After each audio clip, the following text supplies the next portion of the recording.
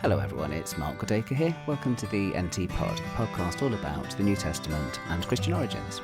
It's episode 85, and today we're going to be asking, what is Sourceomania?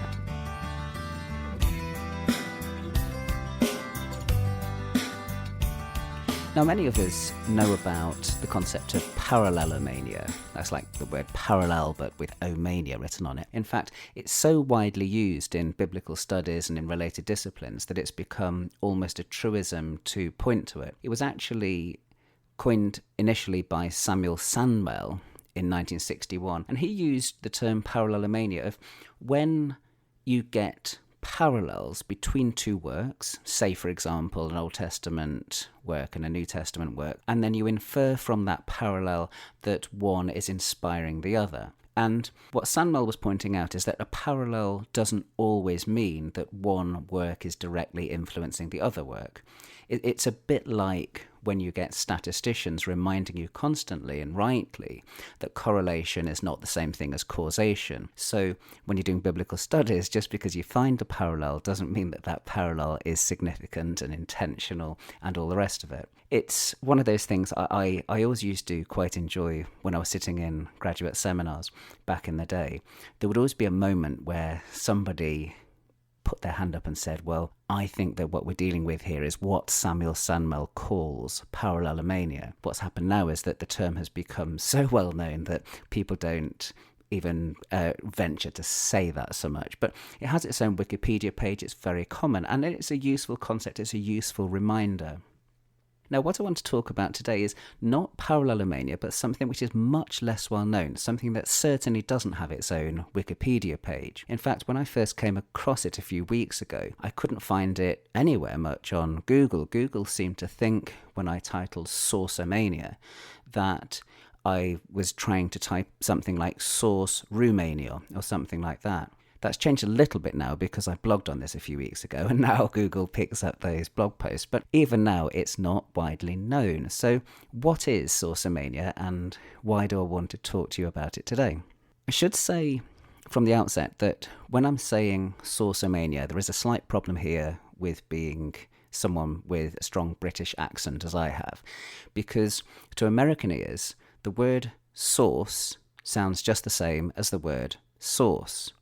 You might say source, which is S-O-U-R-C-E, and sauce, which is like the sauce that you put on your food. I'm particularly fond of hot sauces, a nice West Indian hot pepper sauce, for example.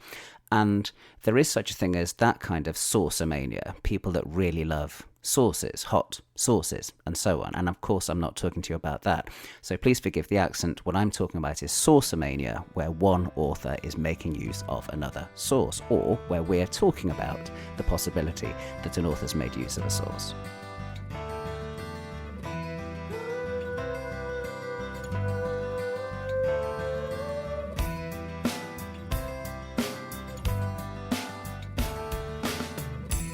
Now, I first came upon the term Sourceomania when I was reading a work by the late, great American scholar Morton Scott Enslin. He is relatively little known these days, although in his day he was quite a prominent scholar who wrote a lot about the New Testament and Christian origins. He wrote a great book about Jesus called The Prophet from Nazareth, and he wrote a great general textbook called Christian Beginnings, and he had many superb articles on all sorts of different things. I've always known a little bit about him because he was one of those rare people, an American scholar who was skeptical about the existence of Q, and he pointed out long ago, like his own teacher James Hardy Ropes, that if you can see Luke using Matthew as well as Mark, then there's no need for Q. So he's a little bit like an American Austin Farrer, who's another of my favourite scholars. Now, in an article that was published sometime after his death in 1985 called Luke and Matthew Compilers or Authors, Enslin is reflecting on what he sees as a particular excess in New Testament criticism, where people point to hypothetical sources where they're not actually necessary. You'll see at this point, anyone that listened to the previous episode of the NT Pod, where my mind is going at the moment, because there are shades here of that discussion we had last time about Occam's razor. Now, what Enslin was concerned about was the idea that every time you see some kind of strange wrinkle or kink in the text, that instead of thinking, could this be due to the author, you go straight to a hypothetical source behind the text. I'll quote a little bit of what Enslin says in this article from 1985. Obviously, he says, both Matthew and Luke found Mark of great use, but neither hesitated to alter, shorten, or correct to a degree that a modern critic might well hesitate to follow. I cannot avoid the conclusion that these hypothetical sources which no one has ever seen, be they Q or L or Proto-Luke or M, are simply the consequence of the very modern notion that one holy evangelist could not deliberately have altered or violated the writings of another. Thus these deviations, as notably Luke's flat contradiction of Mark's account of the Passion, with the Galilee chapter deftly avoided and the disciples remaining in Jerusalem awaiting their reception of the Spirit, are commonly explained as due to the utilization of a different source. Sourceomania, if I may so phrase it, is a disease from which many critics have suffered. The point to be remembered is that each of the evangelists was apparently dissatisfied with the work of his predecessors and thought he could do a better job. Else he would not have written. They were not joining with respected colleagues in contributing chapters for a Festschrift. That's a lovely little piece of Enslin quotation there. That's one of two occasions in the article where he uses the term sourceomania. The second goes as follows. He says, one of the fatal symptoms of what I have titled sourceomania is the inability to recognize the evangelists as authors who had ideas and were ready to express them. They did not conceive themselves as weighted down by the awesome responsibility of preserving unaltered a series of facts for future generations who would study them under the critical magnifying glass contained in Holy Scripture. So I think you can get some sense of what he's talking about there. He's talking about the obsessive appeal to hypothetical sources to explain things that are explained just as well or better by looking at authorial creativity. And although Enslin himself doesn't provide a definition of this sourceomania, here's my attempt. My attempt is it's something like this. It's the unnecessary and obsessional evocation of sources to explain elements in a work at the expense of considering other things like authorial creativity. One might also extend it to things like hypothetical layers of tradition or hypothetical earlier versions of Gospels, hypothetical intervening editions of things. Now, I have to be a bit careful how I speak here because I don't want to give the impression that my problem with some scholarship is that it's dealing with hypotheses. I talked about this a little bit last time in the previous episode of the NT Pod. There's nothing wrong with hypotheses. We all use them all the time. The question is whether they're good hypotheses or not. No, the issue here is whether or not you instinctively go to a source theory when the same evidence is better explained without it. It's a kind of knee-jerk reaction amongst a lot of scholars. Of course there were lost sources. Of course, we don't have the entire collection of all ancient literature. In fact, all we've got is a small portion of ancient literature.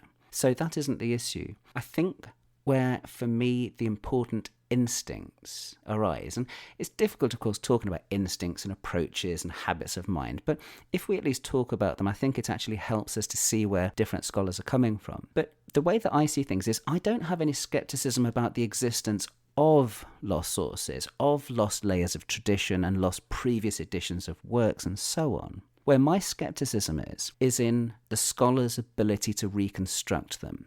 One of the things that I can't help noticing all the time is that most scholars seem to be very confident of their own ability to reconstruct something that they've never seen. So if you look, for example, let's take it away from the synoptics for a bit, because I'm working on John's Gospel at the moment, and I'm often amazed by how much people are able to parse down to the nth degree exactly what they think John's Semea source, his sign source, might have said, reconstructing individual lines in Greek and so on. And to me, I just don't think that the literature leaves behind so many fabulous clues for the brilliant 21st century scholar to tease them out and produce something that is convincing and persuasive as the reconstruction of a source.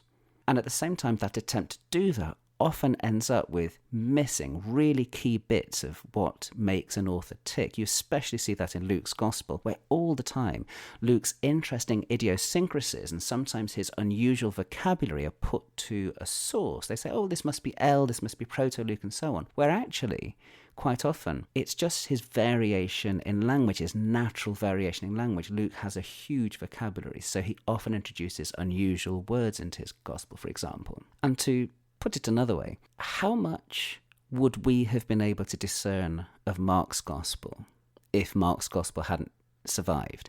If we only had Matthew and Luke, would we have been able to work out the precise contours of Mark's Gospel? I suspect that we would have ended up thinking that Luke had used just Matthew, and we would have completely missed the difference between what we now think of as the Markan material that is shared by Matthew, Mark and Luke, and the double tradition material, which is just shared by Matthew and Luke. I think we would have missed all of that material. And that's a kind of sober reminder of how difficult it is to do that act of reconstruction when we actually don't have the lost source behind things. And I suppose also it's a question of how creative you think the authors of the Gospels were. And we're all on a spectrum on that. Morton Scott Enslin, that I talked about before, he posed the question, were Matthew and Luke compilers or authors? And many people will put them more on the end of thinking that they're compilers, that they're archivists, that they're collecting traditions together from their storehouse and putting them into this sort of reasonably coherent but loose kind of narrative. Others, like Austin Farrow at the other end of the spectrum, would see them much more as creative, clever authors who are actually really compiling some sort of a whole. They're not just compiling a series of paragraphs loosely hanging together. So I think that is one aspect in this. But my closing thought really with just putting this term Sourceomania out there is saying that maybe sometimes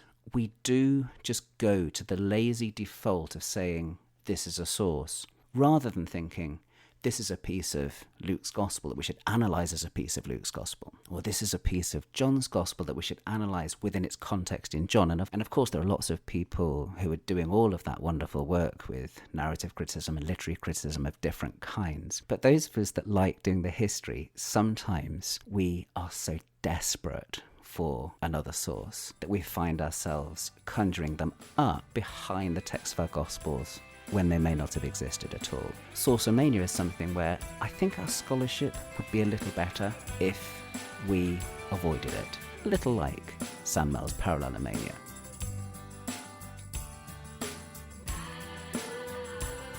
Well, thanks for listening to the latest episode of the NT Pod. It's great to have your company.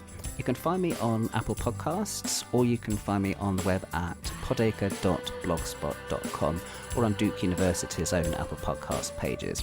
It's always good to have your company. Look forward to speaking to you again soon. Thanks a lot for listening. Bye-bye.